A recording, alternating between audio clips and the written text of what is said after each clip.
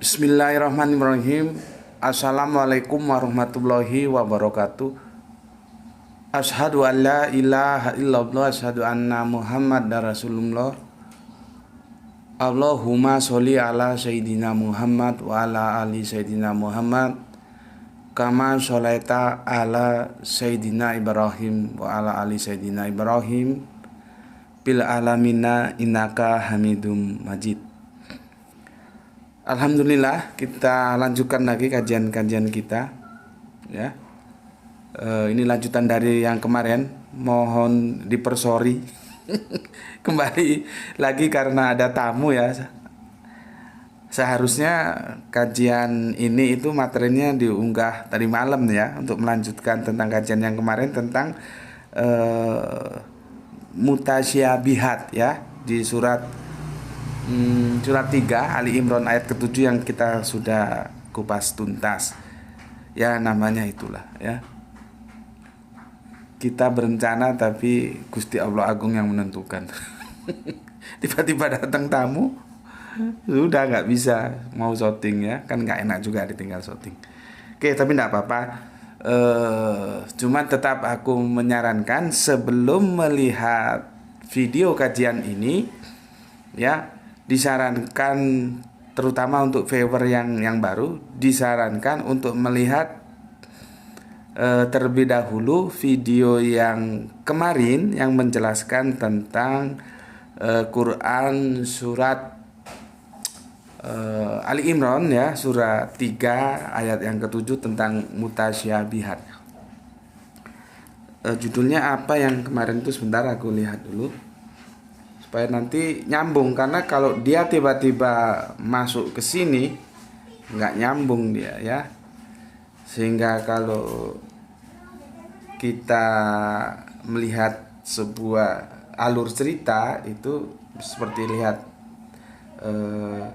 jalannya cerita itu bisa nggak putus dia, jadi nyambung, jadi mudah dipahami. Kemarin tuh judulnya tentang Kristen Islam perlu tahu penjelasan Quran surat Ali Imran surat 3 yaitu ayatnya yang ke-7 ya. Itu dulu dilihat dulu, baru nanti ke sini. Kalau langsung ke sini nanti jadi kacau nanti. Tapi untuk teman-teman yang sudah melihat yang itu, yang Kristen Islam perlu tahu penjelasan Quran surat Ali Imran ya, surat 37 itu ya enggak apa-apa. Langsung ke sini enggak apa-apa kalau yang sudah lihat itu. Aku ini punya sebuah apa namanya ya? sebuah keinginan ya, ingin mencari gini loh. Ingin merangkai problematika itu dialami oleh masing-masing komunitas. Karena begini, contohnya beginilah, ketika aku menjelaskan tentang dilarang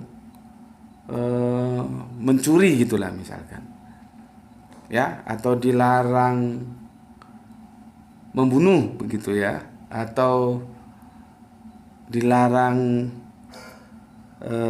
apalagi berbohong gitu ya, itu kan hal-hal yang universal gitu ya. Artinya untuk hal-hal seperti itu ya di agama apapun ya begitu gitu ya, begitu di agama apapun gitu. Coba kamu tanya orang agamanya apa, boleh nggak di agamanya dia nyolong gitu kan, dan nggak boleh.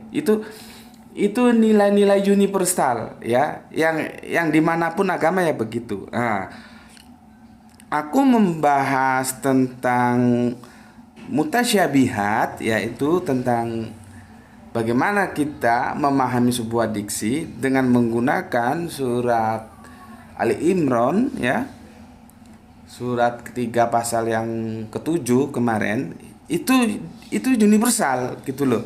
Jadi kalau aku menggunakan itu nanti untuk menjelaskan arche yang itu ada di Bible, itu bukan sesuatu yang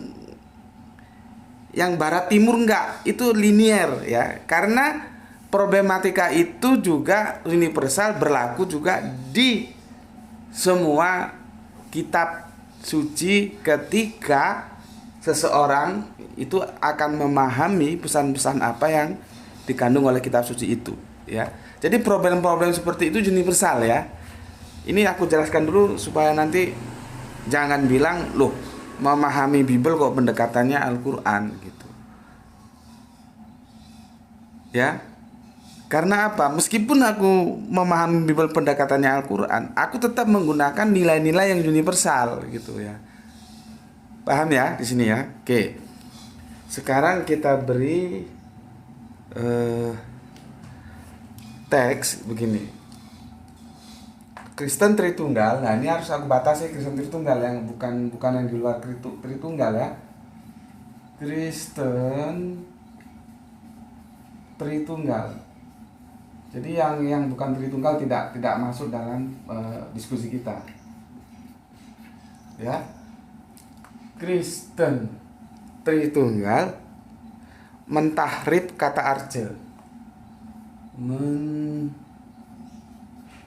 Tahrib, ya, ini kalian sudah tahu kan tahrib kan? Aku sudah jelaskan, ya. Tahrib kata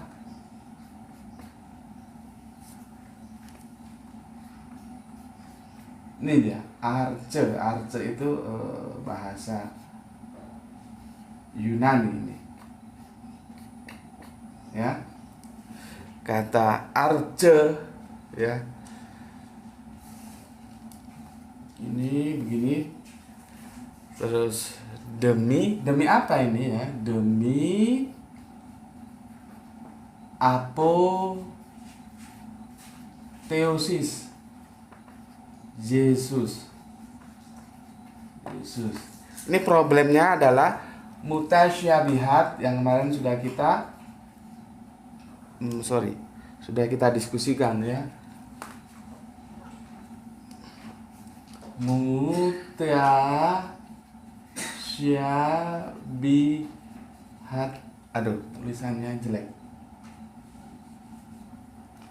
Mutasyabihat problem. Nah, ini, ya.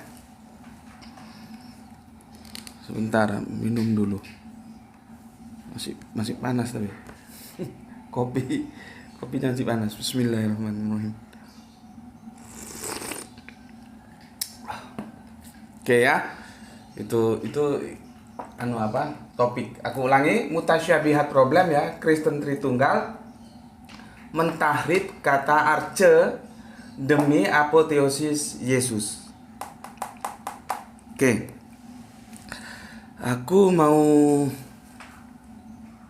mengajak kalian diskusi tentang sebuah pernyataan seperti ini. Menurut kalian bagaimana? Misalkan ada pernyataan seperti ini, setuju nggak kalian? Kalau posisiku kan sudah jelas, ya. Aku sangat memegang teguh, ya, bahwa agama adalah akal. Maka tidak ada agama bagi orang yang tidak berakal. Kita dituntut beragama, ya, yang notabene itu nanti merujuk kepada kita dituntut berislam itu karena kita akal, karena akalnya genah gitu loh. Seandainya akal kita rusak, ya kita tidak dituntut gitu, ya. Maka aku memegang teguh hadis bahwa agama adalah akal, tidak ada agama bagi yang tidak berakal. Apalagi hadis itu bersesuaian, ya, dengan perintah-perintah di dalam Al-Quran, ya. Apakah kamu nggak mikir? Kan gitu, ya. Kalau aku pakai bahasa aku, ya, Al-Quran itu kan banyak menantang dengan sebuah pertanyaan untuk kita. Apakah kamu nggak mikir gitu? Atau lu mikirlah, kan gitu kira-kira, ya. Jadi perintah kita untuk berpikir itu sama dengan perintah kita menggunakan akal. Makanya kemarin sudah aku bilang seharusnya akal dan dalil itu tidak dipertentangkan, karena memang tidak bisa. Akal itu adalah sebuah alat untuk memahami dalil, bukan akal dipertentangkan dengan dalil. Kan hanya walaupun dia bergelar LC, MAG, bergelar tetek bengek, kiai, ustadz, apapun lah. Kalau dia sudah ngomong bahwa agama Islam itu agama dalil bukan agama akal, itu tanpa mengurangi rasa hormatku kepada yang bilang begitu, itu gobloknya kuadrat, ya. Itu kebodohan yang kuadrat. Karena apa? Bisakah seseorang mengerti itu dalil atau itu bukan dalil ketika orang itu tidak berakal? Itu aja dijawab, sangat logis kok, sederhana. Bisa nggak kita mengerti itu dalil, oh itu bukan dalil ketika seseorang itu tidak berakal? Coba tanya orang gila itu, dia ngerti dalil nggak? Ini dalil atau jangan-jangan ini pendapat biasa bukan dalil? Artinya ketika kita berbicara tentang din, maka dalil itu harus bersumber dari Al-Quran dan As-Sunnah, kan begitu. Ini tidak bisa, ya. Itu hanya sebuah kebodohan kalau akan memisahkan akal dari kehidupan keberagaman seseorang. Oke, dengan begitu akan menjadi sebuah narasi yang aku tawarkan kepada kalian tuh begini. Tanpa nalar, setiap keyakinan adalah mitos. Nah itu kalian setuju nggak? Ya, nih nalar nih, aku ulangi. Tanpa nalar, setiap keyakinan adalah mitos. Aku ulangi lagi. Tanpa nalar, setiap keyakinan adalah mitos. Nah itu kamu tulis nanti di buku catatanmu. Tanpa nalar, setiap keyakinan adalah mitos, gitu. Oke, aku tidak mengajak kalian untuk begitu saja menerima, tapi setidaknya ditulis dan kamu renungkan. Setuju nggak dengan pernyataan seperti ini ya? Kalau setuju, monggo. Nggak setuju juga nggak apa-apa. Oke, ngombe lagi. Bismillahirrahmanirrahim.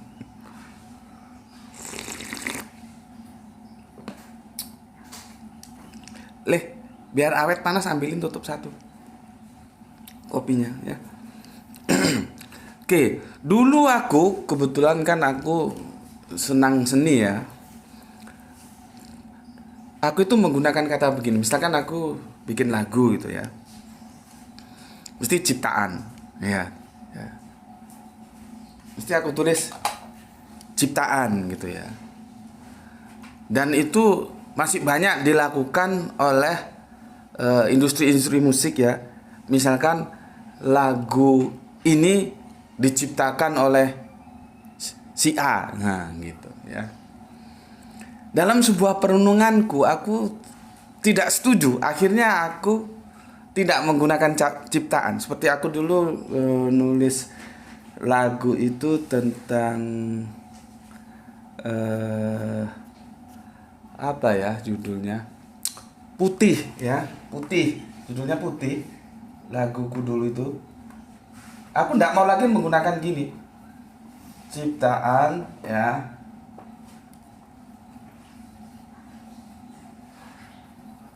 Nah ini, aku tidak mau menggunakan ini ya.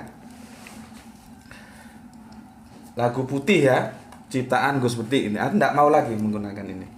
Dan aku tidak setuju. Ya, tapi kalau ada orang masih menciptakan, masih menggunakan diksi ciptaan, itu ya monggo. Karena begini, ciptaan itu dia membuat sesuatu dari yang tidak ada sama sekali menjadi ada. Itu ciptaan. Lah kita ini kan makhluk. Apa bisa kita menciptakan?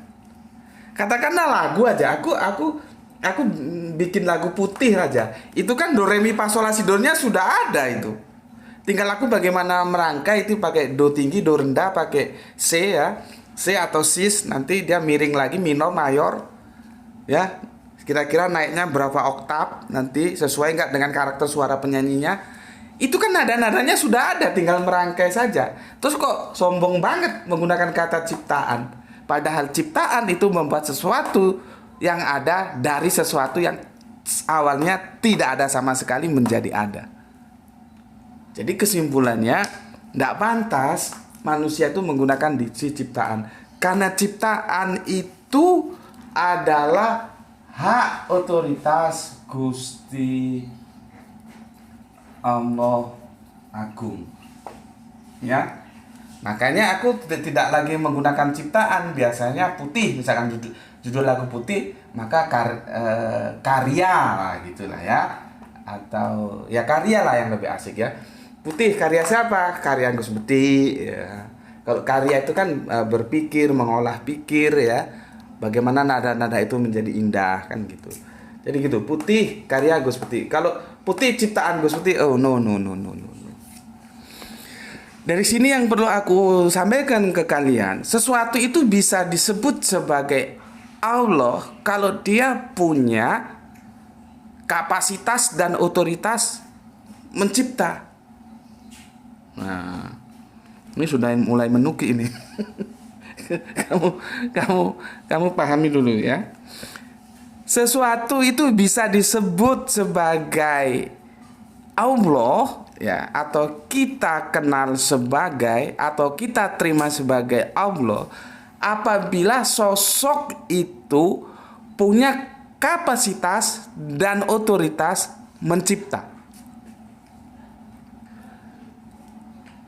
Paham di sini ya? Mencipta. Artinya apa? Kalau yang diciptakan itu pasti bukan Allah. Dulu. Karena sesuatu yang diciptakan itu dia tidak memenuhi alfa omega. Dia tidak memenuhi wal awalu wal akhiru. Nanti coba buka di surat Al-Hadid ya. Akulah yang awal dan akulah yang akhir. Yang zohir, yang batin. Coba bagaimana canggihnya itu ayat. Itu nanti di Perjanjian Lama juga dijelaskan begitu. Yang biasanya disebut dalam translate Yunani itu bahwa Allah itu alfa omega. Ya. Artinya apa? Ketika dia, siapapun dia, ketika dia diciptakan, dia pernah satu waktu dia tidak ada. Dia ada setelah diciptakan. Berarti dia bukan Allah, karena yang punya kapasitas dan otoritas mencipta itulah yang layak kita terima sebagai Allah. Ya. Oke. Supaya jelas lagi aku bikin begini. Itu kata dasarnya kan cipta itu ya. Cipta. Nah, nanti bisa menjadi begini. Pencipta ya, atau dicipta. Ya.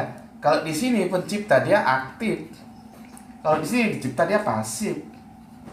Itu loh. Apakah yang pasif ini Allah? Kan ya bukan. Yang aktif ini loh yang Allah. Ya. Makanya dia menjadi wal awalu wal akhiru. Ketika ini belum ada, ini sudah ada. Nanti ketika ini tidak ada, ini tetap ada. Makanya inilah yang disebut dia yang selalu ada. Gitu loh. Nggak tahu ya, kalian paham nggak ya dengan kalimat-kalimat penjelasan seperti ini ya. Kemarin kan kita sudah, ketika ada tamu dari Malang kemarin ya, kalau kamu lihat di unggahan itu sedikit kita mengorek tentang tasawuf ya, tentang filsafat, itu bahasa-bahasanya memang jelimet ya. Ya alhamdulillah kita kemarin ketemuan tamu orang pinter ya. Orang pinter itu nanti diasosiasikan dukun lagi. Bukan ya. Orang pinter itu ya perspektif kita tentunya orang yang pernah mengenyam pendidikan ya, seperti beliaunya itu sekarang sedang menyelesaikan doktor ya. Oke, jadi ini ya ciptaan ya, ada pencipta, ada dicipta. Pencipta itu dia yang selalu ada. Dicipta itu pernah dia mengalami sesuatu yang itu tidak boleh dialami oleh pencipta, ada dia pernah tidak ada. Jadi gini, dia selalu ada, dia pernah tidak ada. Gitu guys, ya. Udah, ya. Oke, clear di sini ya. Nanti kalau nggak clear, aduh. Gawat ini. Bismillahirrahmanirrahim. Minum dulu.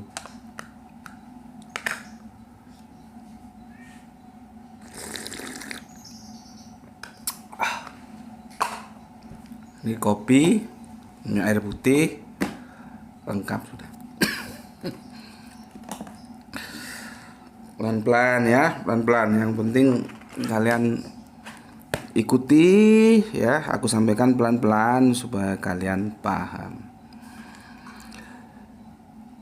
Sekarang kalau kita mau mengatakan, jadi aku belum masuk ke sini dulu, masuk penghantarnya dulu ya. Kalian boleh silakan buka deh, ya. Sebentar, mana tadi ini?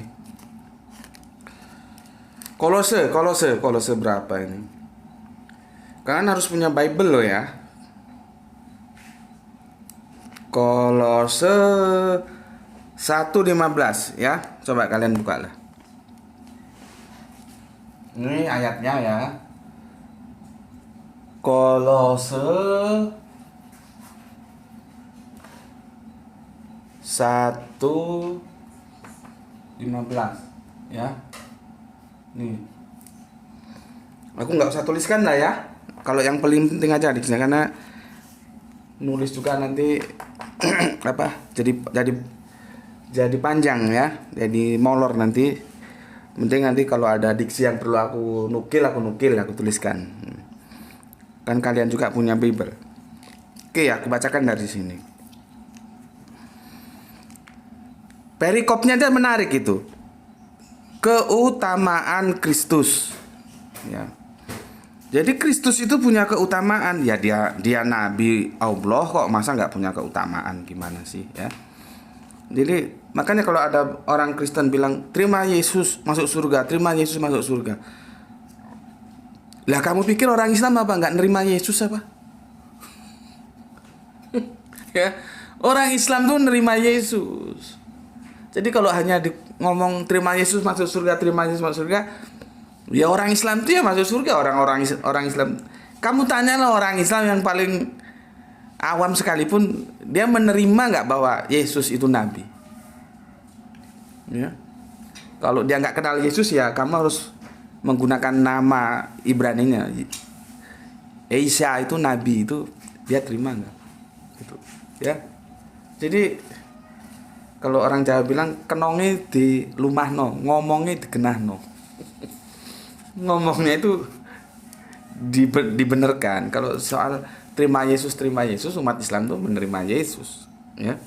Cuman penerimaannya sebagai apa, itu yang jadi perdebatan kita sampai akhir zaman nanti, ya. Makanya kajian-kajian ini nggak pernah selesai, terus berlalu sampai akhir zaman nanti. Oke, aku bacakan di sini. Ia adalah gambar Allah yang tidak kelihatan, yang sulung, lebih utama dari segala yang diciptakan. Lihat, diciptakan.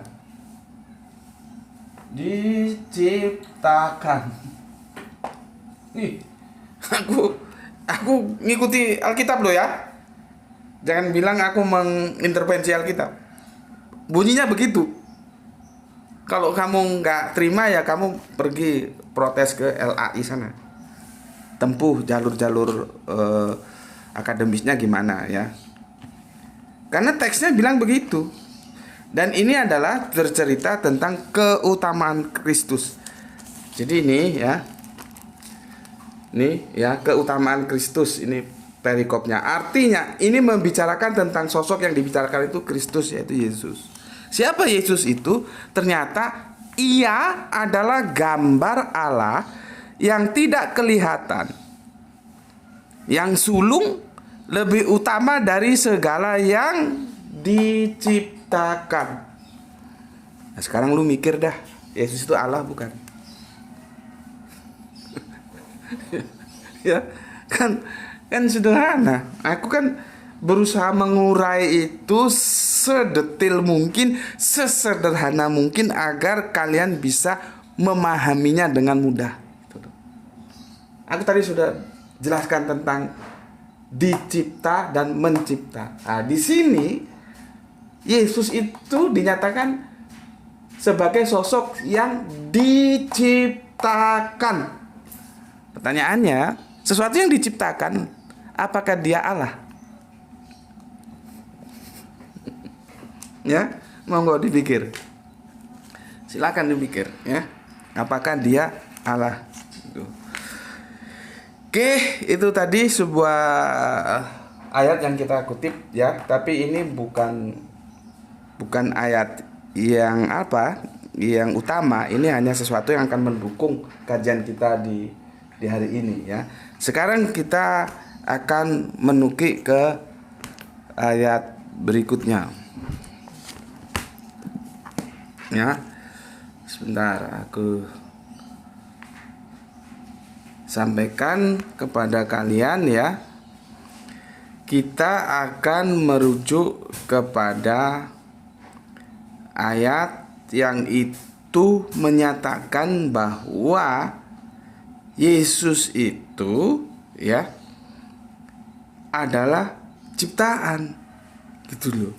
Ada ciptaan, ya. Ayat mana yang bisa kita pakai untuk mendukung, ya, ini? Maka kita akan merujuk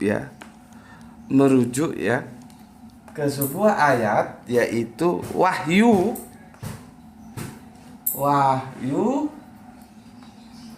3:14, ya. Wahyu 3:14. Jangan lupa Yesus itu punya gelar Amin, ya. Di sini beliaunya tidak dipanggil dengan Yesus, ya, tapi dengan Amin. Ya. Inilah firman dari Amin, saksi yang setia dan benar, permulaan dari ciptaan Allah. Di sini tadi apa? Sulung. Ciptaan yang sulung. Di sini permulaan, ya. Maka disebut di sini permulaan. Aku tulis huruf kapital, ya, karena ini nanti akan menjadi diskusi kita. Permulaan,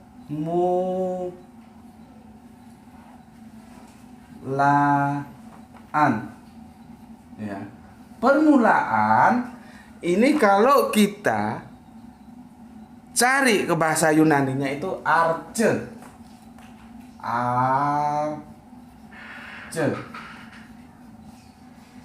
Ya, permulaan. Kalau ayat ini kita ajukan ke teman-teman Tritunggal, mereka ada yang tidak setuju dengan terjemahan arche ini bukan permulaan, katanya. Gitu loh, ya. Jadi perbandingannya itu begini. Permulaan itu punya beberapa persamaan atau polisemi. Kita kemarin kan belajar polisemi, ya. Itu memang bisa begini. Atau di sini, ya, arce ini tinggal pilih nanti, ya. Ini bisa permulaan, ya. Nanti kalau kata teman-teman Kristen Tritunggal, mereka tidak setuju kalau itu permulaan, ya. Dia menjadi sumber, ya, sumber. Terus ada pilihan lain, yaitu kepala. Nah, ini dia pilihannya. Ya. Bisa sumber, bisa permulaan, bisa sumber, bisa kepala. Nah, jadi arche ini dia seperti yang kita kemarin bilang adalah mutasyabihat. Dia tidak mukamat, tidak dibatasi, hanya satu makna, tapi ada paling tidak di sini ada 3 pilihan. Bisa permulaan, bisa sumber, bisa kepala. Ya. teman-teman Kristen Tritunggal, kata arche itu menerjemahkannya sebagai sumber. Ya. Karena apa? Karena mereka ingin mengapoteosiskan Yesus supaya dia diupayakan bisa menjadi Allah. Ya. Karena kalau kita lihat terjemahan LAI, ya, arche itu diterjemahkan permulaan. Ya. Ini LAI, sorry. Ini LAI, ini Kristen Tritunggal. Ya. LAI mengambil terjemahan arche itu permulaan, Kristen Tritunggal mengambil terjemahan arche itu sumber. Gitu. Ya. Jadi seperti yang dijelaskan, coba kita baca dulu ya, surat Ali Imran ya. Mana Al-Quran Bapak deh? Apa ambil di tas? Di tas. Oke. Kita baca di Al-Quran ini ya. Surat ketiga, surat 7, surat ketiga ayat 7 ya. Ini Bismillahirrahmanirrahim.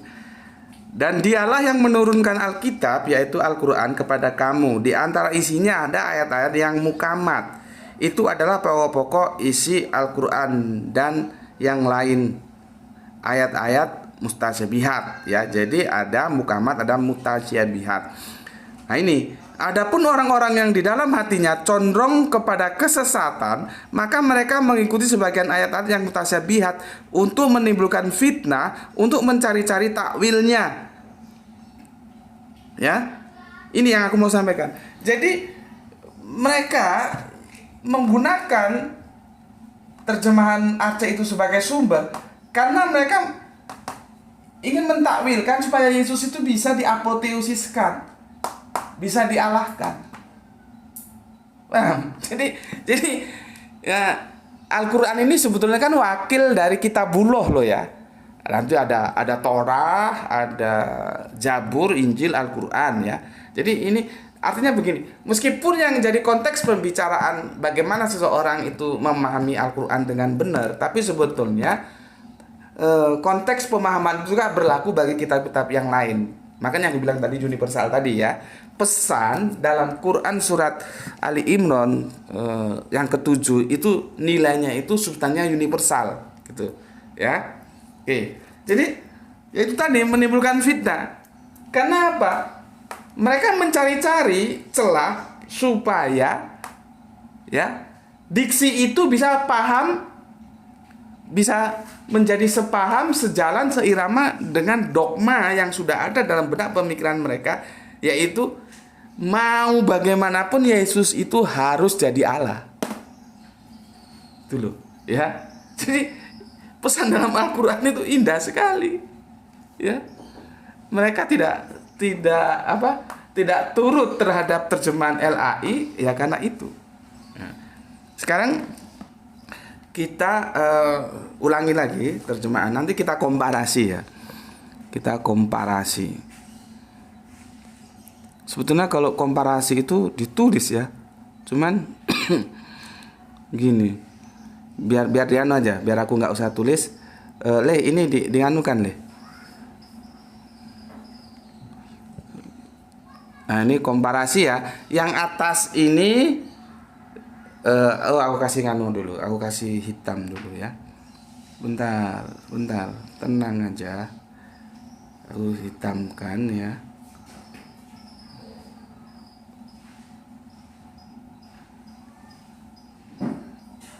Sebentar.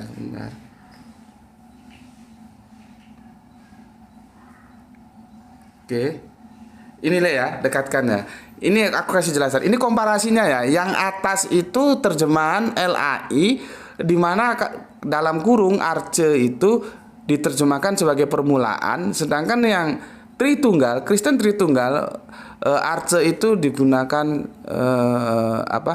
mereka memilih diterjemahkan sebagai sumber ya. Oke, ini anu deh, di agak lama diginikan. Ya.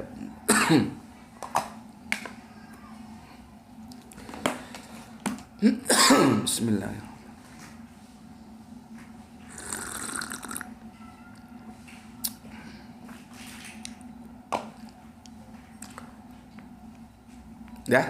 Ya itu ya. Jadi aku baca sekarang.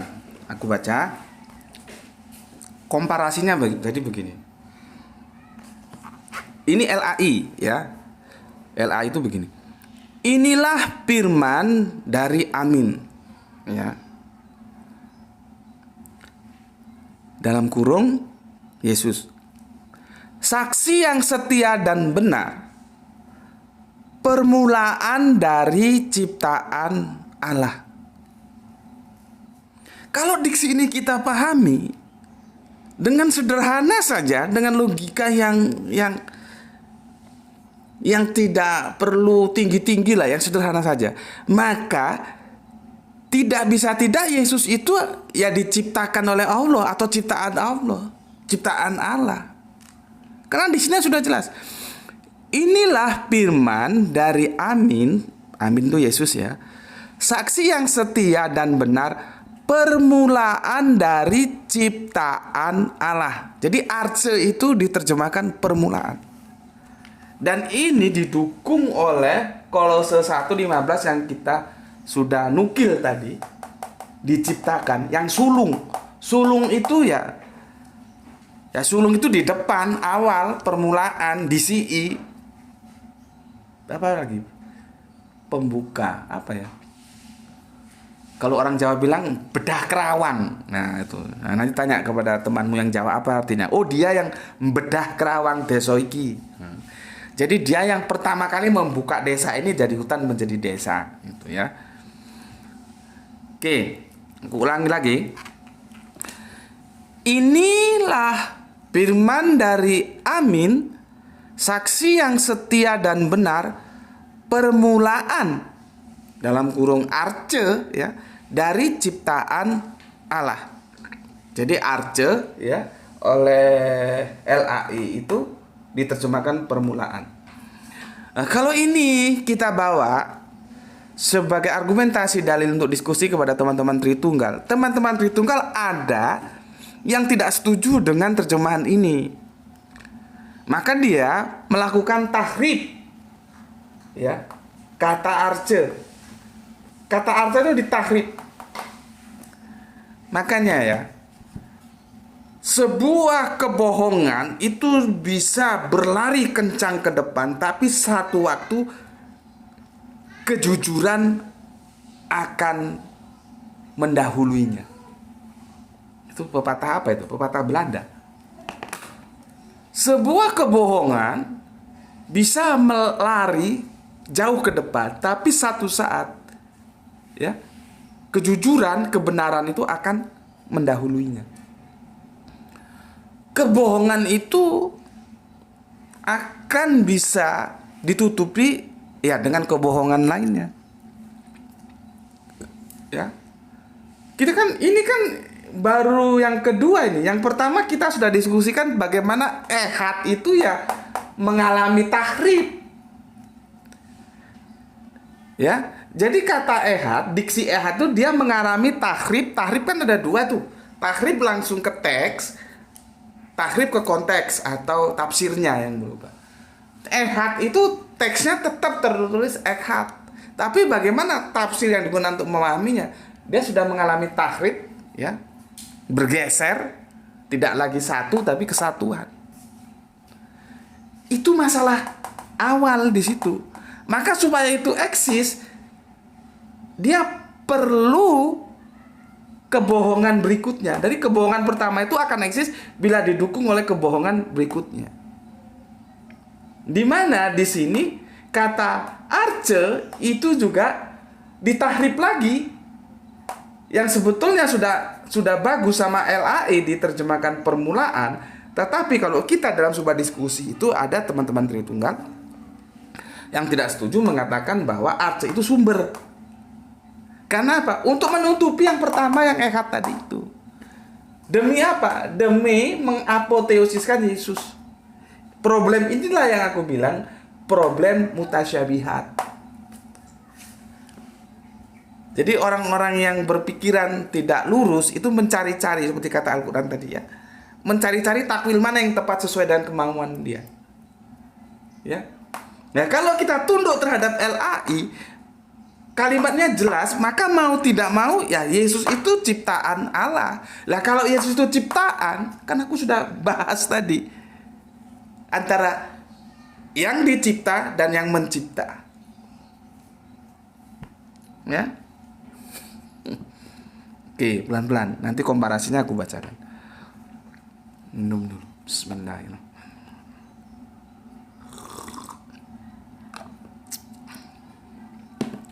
Oke. Sekarang kita lihat bagaimana apologetik yang ditampilkan oleh teman-teman Tritunggal. Tapi kalau menurutku apologetik seperti ini ya bagus-bagus saja, sah-sah saja ya. Namanya setiap argumentasi itu kan harus kita hormati. Cuman nanti ketika memang ini mau diselesaikan dengan tuntas, kita bisa kok lihat sebetulnya terjemahan mana yang paling tepat untuk diksi Arce itu, apakah permulaan, apakah sumber. Nah, itu kembali yang aku bilang kemarin, kita memahami mutasyabihat itu istilah Al-Quran, maka harus dipahami oleh informasi-informasi dari Al-Quran juga. Ya, jangan dari luar Al-Quran. Kita memahami informasi-informasi yang itu bersumber dari Al-Quran, maka pemahaman itu harus kita cari dukungannya oleh informasi-informasi yang juga dijelaskan oleh Al-Quran. Jadi ayat bil ayat. Begitu juga nanti di perjanjian baru ini. Ini kan Wahyu ini siapa yang nulis? Yohanes kan? Yohanes. Nah, nanti kita lihat bagaimana di Injil Yohanes itu, dalam karangan Injilnya Yohanes itu ya, ketika dia menggunakan kata arche itu oleh LA itu diterjemahkan apa? Gitu. Jadi pernyataan dalam perjanjian baru, kalau aku bilang Bible nanti kalau yang nggak paham agak sulit ya, karena Bible itu terdiri dari perjanjian lama, perjanjian baru ditambah lain-lainnya ya, ada kisah para rasul, ada macam-macam ya. Jadi aku supaya kalau yang sudah paham sih nggak masalah, tapi kalau yang belum paham aku bilang Bible itu nanti kacau. Jadi gini aja, sebuah diksi dalam perjanjian baru, nah gitu aja wis ya, itu nanti harus kita selesaikan dengan penjelasan dari perjanjian baru itu sendiri. Gitu. Artinya bagaimana sebetulnya Yohanes, karena yang menulis ini Yohanes, itu ketika menggunakan diksi arche itu diterjemahkan apa, gitu, ya, supaya clear gitu. Cuman aku bilang tadi sebagai sebuah usaha apologetik yang dilakukan oleh teman Tritunggal ya itu sah-sah saja ya, tidak ada masalah. Justru kalau misalkan teman Tritunggal tidak melakukan tahrib ya, diskusi kita tidak ada tentang ayat ini. Oke. Sekarang kita baca terjemahan Tritunggal ya. Kalau tadi kan LAI, jadinya begini kalau Tritunggal menerjemahkan. Inilah firman dari Amin, ya, Yesus maksudnya, saksi yang setia dan benar, sumber. Nah, jadi arche tidak diterjemahin permulaan tapi sumber. Sumber dari ciptaan Allah. Gitu. Ya, perhatikan. Ketika di LAI bahwa Amin itu ciptaan Allah ya, yang permulaan, jadi disebutlah ciptaan mula-mula atau permulaan dari ciptaan, maka oleh Tritunggal dia bukan permulaan tapi sumber ciptaan ya. Jadi ada permulaan ciptaan, sumber ciptaan. Gini, nah, aku tulis yang di sini nampak nih. Di sini tuh dia permulaan ciptaan. Habis. Ya. Supaya aku nggak nulis lagi, ini LAI ya. Permulaan ciptaan. Ya. Ini Kalau Tritunggal, aduh, nggak apa-apa lagi nih ya. Kalau Tritunggal itu sumber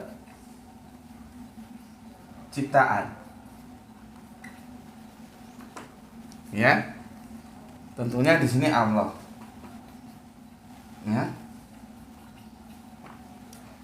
Lihat, ini nampak lihat sini, nampak ya.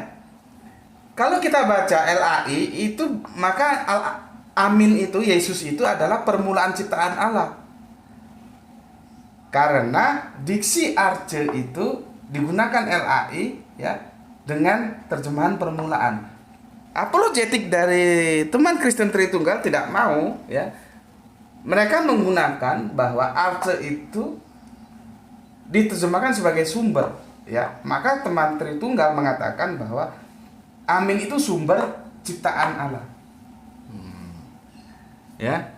Di satu sisi menjadi permulaan ciptaan. Ya. Di sisi lain menjadi sumber ciptaan. Nah, ini sudah ada upaya untuk menggeser dia, ya. Itulah yang disebut mentahrib, ya. Mentahrib. Karena apa? Karena polisemi ini, ya, mau kata mana yang dipakai? Dia tidak mukamat, tapi mutasyabihat, ya. Ya. Nah, sekarang sebelum nanti ini kita tuntaskan, ya. Kita kembali dulu sebetulnya Yohanes itu kalau dia menggunakan diksi Arce itu artinya apa sih ya? Kita lihat di ayat-ayat berikutnya. Oke, berapa jam nih? Wah, 46 sudah. Aduh, memang ya kalau ngaji begini nggak bisa 15 menit, 20 menit ya. Nggak bisa. Karena kita berlari dari satu ayat ke ayat yang lain, mengkomparasi. Jadi mohon dimaklumi ya bagi yang memang sih ujung-ujungnya sama saja. Aku juga ketika mengunggah nanti juga menghabiskan paket yang lebih tinggi. Kalian juga tentu tinggi kebutuhan paketnya kalau nonton kajianku ya, karena waktunya juga panjang. Oke. Kita coba dari yang paling populer aja ya. Yohanes 1 pasal 1 ya. Itu di Arce itu diterjemahkan apa? En Arce en hologos itu ya. Itu diterjemahkan apa? Aku tulis di sini. Sini nampak nih. Gini aja ya. Supaya nanti kalian bisa cari anunya, referensinya untuk menguji Arce itu sebetulnya sumber atau permulaan. Pertama itu Yohanes 1 pasal 1 ya. Ini Arce juga ini. Ada kata Arce. Ya. Ini referensi kita pakai. Di situ Arce itu diterjemahkan permulaan. Ya. Pada mulanya adalah firman itu bersama-sama dengan Allah dan firman itu adalah Allah. Nah, kita biarkan dulu terjemahan seperti itu ya. Karena kita akan membicarakan Arce-nya dulu. Itu di situ ada diksi Arce dan diterjemahkan permulaan. Ya. Oke. Berikutnya di Yohanes 2:11. Ini Yohanes sebentar. Yohanes 2:11. Ini juga ada Arce di sini. Ya. Arce Yohanes 2:11 ya. Hal itu dibuat Yesus di Kana Galilea sebagai yang pertama. Ya. Arce ya. Pertama itu apa? Yang mula itu. Ya. Yang mula-mula itu yang pertama. Ya. Menarik lagi Yohanes 15:27. Yohanes ya 15:27. Ini Arce lagi nih. Ya. Arce lagi ya. Apa katanya? Karena kamu dari semula itu dari Arce bersama-sama aku. Ini arca lagi. Dan semua itu diterjemahkan mula, tidak sumber. Ini Yohanes juga ini yang nulis. Ini Yohanes, ya. Ini juga Yohanes ini. Jadi ketemu dia. Yohanes, ya. Jadi maksudku begini loh ya. Ini kan kita ayat dengan ayat, ya. Seperti Al-Quran tadi yang aku bilang bahwa mutasabihat itu seperti kemarin kita mengutip surat 2 Al-Baqarah 25 dan surat Az-Zumar surat 39 23 ya. Di sana ada diksi mutasabihat, lalu diterjemahkan sebagai apa? Akhirnya kita temui serupa atau mirip, yang bisa kita simpulkan menjadi polisemi, ya. Itu namanya kita membicarakan Quran surat Ali Imran 37 dengan menggali referensi lain dari ayat lain, itu surat Al-Baqarah surat 225 dan surat Az-Zumar 3923 gitu ya. Jadi Al-Qur'an dengan Al-Qur'an. Nah, sekarang ini begitu juga. Ini perjanjian baru, ini di perjanjian baru ya, Yohanes, dan ini juga tetap dengan Yohanes. Ya.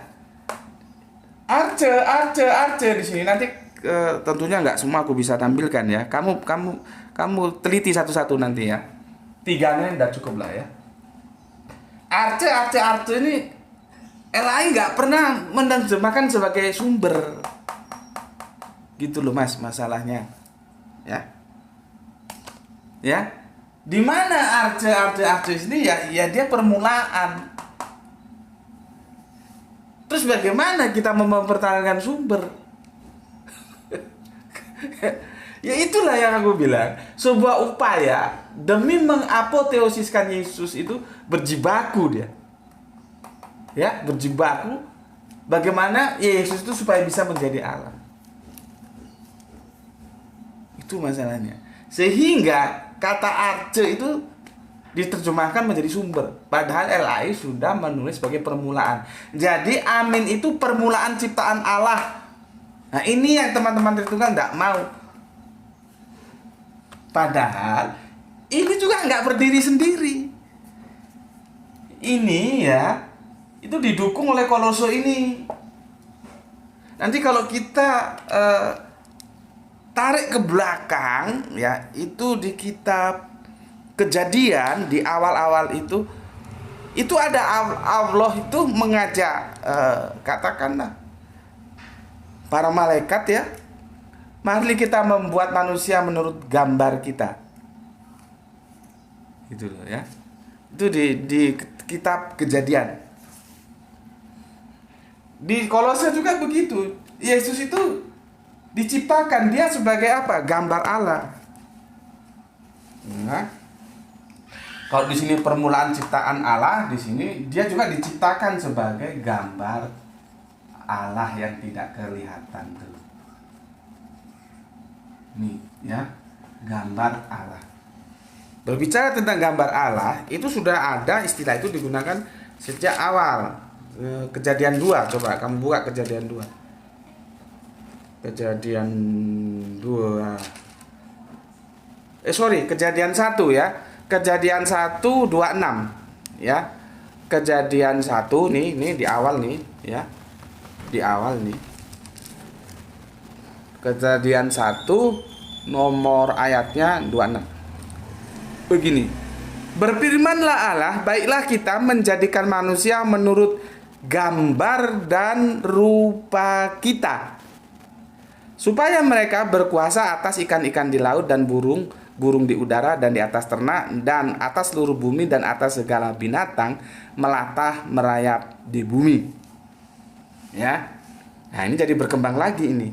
Karena di sini digunakan narasi gambar Allah itu juga sesuai dengan di kitab Kejadian, gambar Allah atau gambar dan rupa kita ya.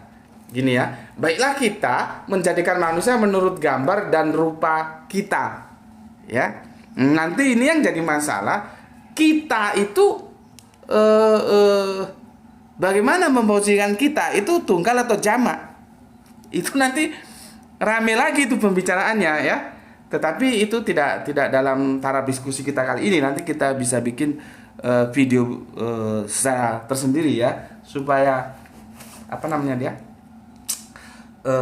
sistematis, supaya tidak campur. Nanti kalau campur tambah membingungkan. Kita berusaha berfokus pada arche ini dulu ya. Di sini dikatakan bahwa gambar Allah, dan aku kalau nggak salah sudah pernah membuat video bagaimana cara memahami gambar Allah, karena itu ada juga di hadis ya, ada di hadis, ada itu hadisnya ya. Sebentar aku lihat dulu, jadi berkembang kita ya. Nanti kamu lihat yang gambar Allah. Aku sudah pernah bikin videonya itu kalau ya. Bentar aku lihat dulu. Nah, sudah ini. Gambar dan rupa Allah 4. Enaknya begitu ya. Sekarang ter apa namanya itu? Tertulis itu apa namanya? Enggak tahu aku. Teradministrasi, administrasinya bagus gitulah maksudku, nggak tahu. Ini ya. Kamu lihat di video gambar dan rupa Allah. Alhamdulillah 8.000 view ya, 4 bulan yang lalu ya. Lihat, untuk memahami gambar dan rupa Allah di sini. Karena ini hadisnya ada. Ini kalau otak-otak blow on aja nggak mampu menjelaskan apa yang dimaksud gambar dan rupa Allah itu. Apakah Allah itu seperti kita, ada hidung, ada mata, ada telinga gitu. Terus Yesus itu, oh ini rupa Allah ini, Yesus ini. Rambutnya gondrong seperti aku begitu. Ya. Apakah memang Allah itu matanya 2 seperti kita seperti ini? itu perlu penjelasan yang jelimet ya. Tapi setidaknya untuk peor-peor baru atau yang lama juga, kalau mau mereview bagus, nanti tonton lagi gambar dan rupa Allah judulnya ya. Tetap di channel Subanditi Sukoco ya. Gus Beti sudah jelaskan di sana, supaya klik juga dengan yang ini gitu loh. Oke. Aku sudah katakan ya begitu, bahwa di sini ini Kolose ini dia terkait dengan Wahyu ini ya, Kolose 1:15 dan Wahyu 3:14. Ini mendukung satunya kata, mau tidak mau Yesus itu ya ciptaan gitu loh. Mau diputar kemana lagi? Ya, mau diputar, dibalik, dijilat, dicelup. Ini kan upaya memutar, membalik, menjilat, mencelup sehingga arche itu mau digeret menjadi sumber. Yang ini yang katanya Al-Quran kemarin kita belajar menjadi fitnah, karena dia tidak melakukan eksegese tapi eisegese. Kalau eksegese itu kita tunduk terhadap Alkitab, tapi kalau eisegese, Alkitab kita paksa tunduk terhadap kita. Sudah beda hasilnya. Teman-teman Tritunggal akan melakukan eisegese, tidak melakukan eksegese, sehingga Alkitab itu dipaksa tunduk dengan mau mereka. Apa? Yesus itu harus jadi Allah. Itu loh. Ya. Semoga dengan penjelasan-penjelasan ini, khususnya teman-teman Tritunggal, ini diskusi yang menarik, tidak perlu menjadi sesuatu yang membuat apa ya, kita menjadi bersih tegang. Itu enggak, santai aja, kita biasa diskusikan santai dengan penuh persahabatan gitu. Kalau Anda punya pemikiran, ajukan, silakan ajukan, dan aku sangat terbuka itu. Ya, setidaknya aku telah memaparkan sebagaimana aku memaparkan kepada kalian. Mau diputar kemana pun Yesus itu ya ciptaan. Yang namanya ciptaan itu bukan Allah. Makanya dia disebut gambar Allah. Gambar Allah itu bukan Allah. Kan sederhana kalimatnya. Kenapa jadi jelimet sih? Kan sederhana. Gambar Allah itu bukan Allah. Lih, kamu punya gambar itu, ambil ya, itu roti itu, roti. Ini satu-satu. Ini yang ini roti kita. Yang sini. Iya. Nah, ini supaya om, mas, mbak ini supaya paham ya. Pokoknya Bapak berusaha lah semaksimal mungkin, tentu semampuku, untuk menjelaskan kepada kalian. Dari situ nampak nih. Coba aku tanya, ini gambar roti atau roti? Gitu loh. Ya. Ini gambar roti atau roti. Ya. Kalau nalar kita sehat, makanya aku bilang tadi, tidak ada agama bagi yang tidak punya akal. Agama itu akal. Artinya bagaimana dengan akal itu kita memahami dalil. Bukan dalil dibenturkan dengan akal, goblokmu. Itu kadang-kadang kalau aku lihat yang ngomong-ngomong itu biasanya ya orang-orang pinter loh ya. Yang lihat tampilannya itu seperti ini ulama gede nih. Ya, yang pakai sorban, pakai apa namanya itu, baju koko ya, sedikit-sedikit gitu. Artinya dari tampilannya saja kita bisa lihat ini ulama besar nih. Dari bungkusnya, kalau aku kan bungkusnya ya lebih asik main musik daripada bicara agama, kan? Gitu loh. Tetapi kenapa kok bisa ngomong bahwa agama Islam itu bukan agama akal tapi agama dalil? Itu kan gobloknya minta ampun. Aku bisa menjelaskan gini kepada teman-teman Kristenku, itu logik. Makanya teman-teman Kristenku kalau nggak terima, boleh silakan logik Anda tampilkan. Sebagaimana aku menampilkan seperti ini. Kembali, gambar Allah itu bukan Allah. Gambar roti ini bukan roti. Yang kita makan tuh bukan ini. Ini gambar. Yang kita makan yang di dalamnya. Oke? Dan berikutnya, aku ulangi lagi, kalau kalian kurang paham yang dimaksud dengan gambar Allah, videonya 4 bulan yang lalu sudah aku bikinkan, sudah aku unggah. Silakan dipelajari lagi. Jadi dipelajari, diulang-ulang ya supaya paham begitu. Oke. Sudah berapa lama nih? 1 jam. Aduh, minta ampun ya. Minta ampun. Ini kita bikin 2 seri apa selanjutnya gimana ya? Bismillahirrahmanirrahim.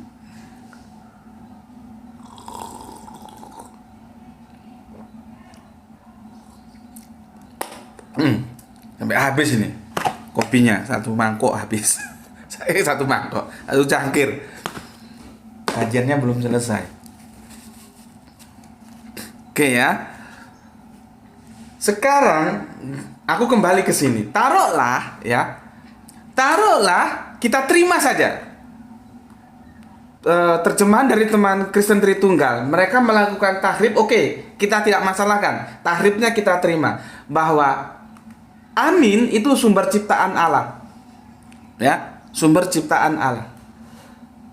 Ya, amin, ini teman-teman Islam harus paham, amin itu maksudnya Yesus itu sumber ciptaan Allah. Maksudku begini, sumber ciptaan Allah itu apa Allah? Sama seperti ini, gambar Allah itu apa Allah? Sumber ciptaan Allah itu apa Allah? Kan ya tidak. Sama seperti ini, permulaan ciptaan Allah. Cuman kalau di sini lebih tegas dia mengatakan bahwa Yesus itu ya ciptaan, yang permulaan. Cuman karena teman-teman Kristen Tritunggal tidak mau, mereka melakukan tahrif ya, maka diganti menjadi sumber. Nah, pertanyaanku, diksinya menjadi sumber ciptaan Allah. Amin itu sumber ciptaan Allah. Pertanyaanku, sumber ciptaan Allah itu apa Allah? Jadi ini kita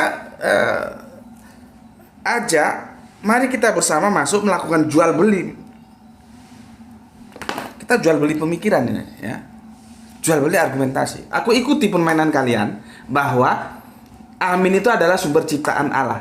Tapi aku tidak mau berhenti di situ. Aku mengajukan pertanyaan. Apakah sumber ciptaan Allah itu Allah? Nih, makanya aku sudah bilang, taatlah terhadap Alkitab. Alkitab tidak pernah membohongi kalian bahwa Yesus itu adalah Allah. Tidak pernah. Alkitab berkata jujur, Yesus itu bukan Allah. Gitu loh.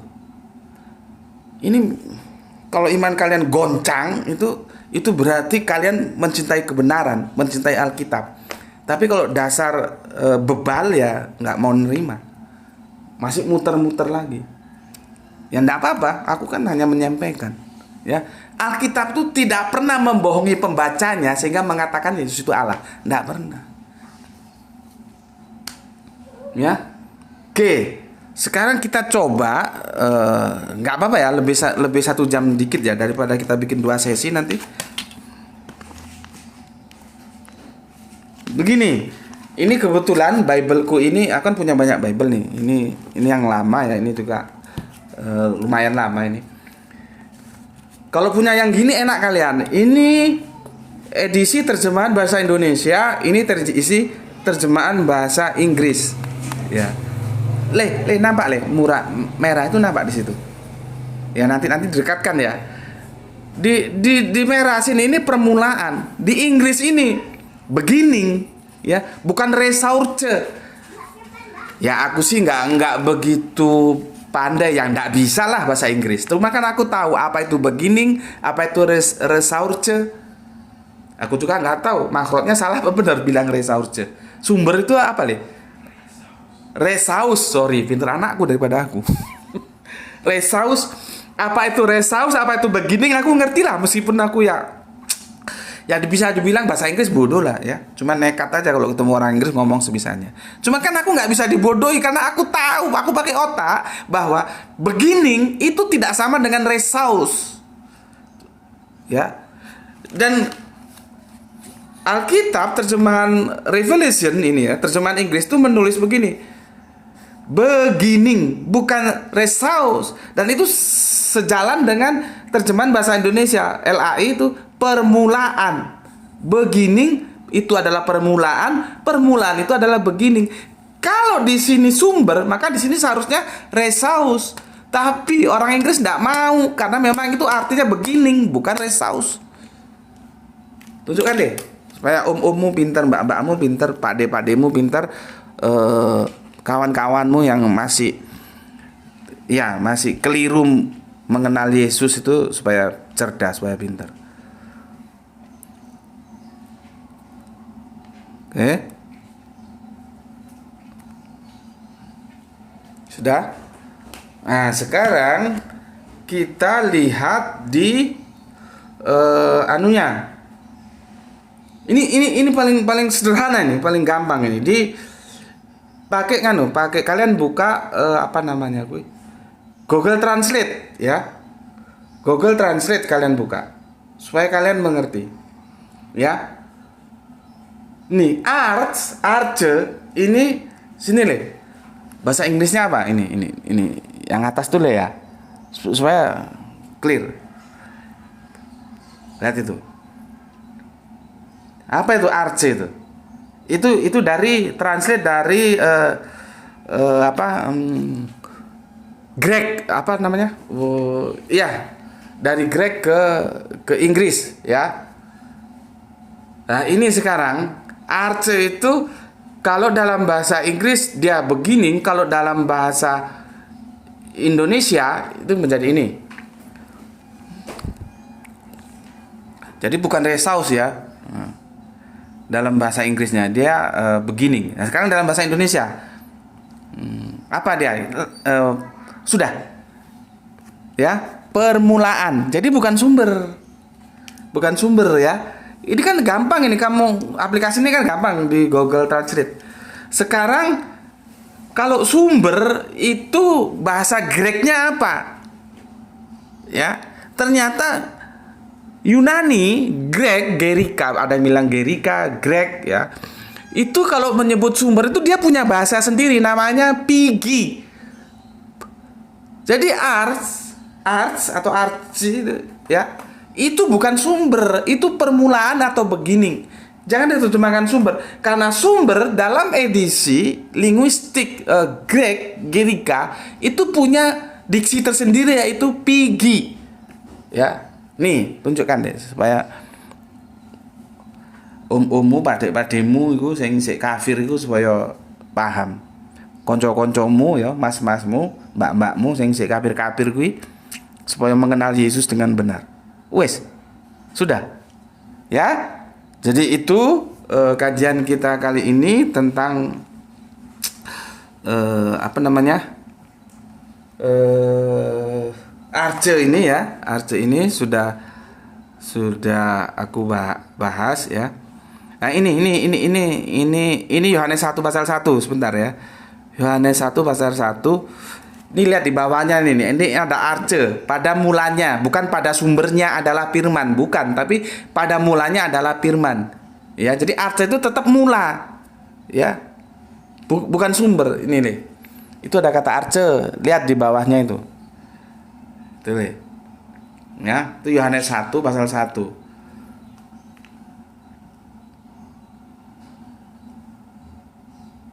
Ya, perhatikan. Oke. Jadi nggak bisa C itu mau dibawa ke sumber, nggak bisa. Nah ini sebentar. Ini Yohanes 1 pasal 2. Ini tetap ada diksi Archer di situ. Kau lihat yang ininya ya. Sebentar. Aduh, hilang lagi dia. Nah, kamu lihat itu penjelasan, kalau di atas tuh ditulis pakai huruf-huruf Yunani, yang bawah itu pakai huruf Latin. Di situ ada diksi Archer. Ya. Oke, jelas ya. Jadi itu aku sudah menjelaskan tentunya sebatas kemampuanku ya. Semoga kalian bisa paham ya, bahwa satu yang penting untuk aku sampaikan ke kalian, Alkitab tidak pernah menipu siapapun dengan mengatakan bahwa Yesus adalah Allah. Tidak. Alkitab berkata jujur bahwa Yesus itu adalah permulaan dari ciptaan Allah. Itu yang bisa aku sampaikan. Sampai ketemu lagi. Assalamualaikum warahmatullahi wabarakatuh.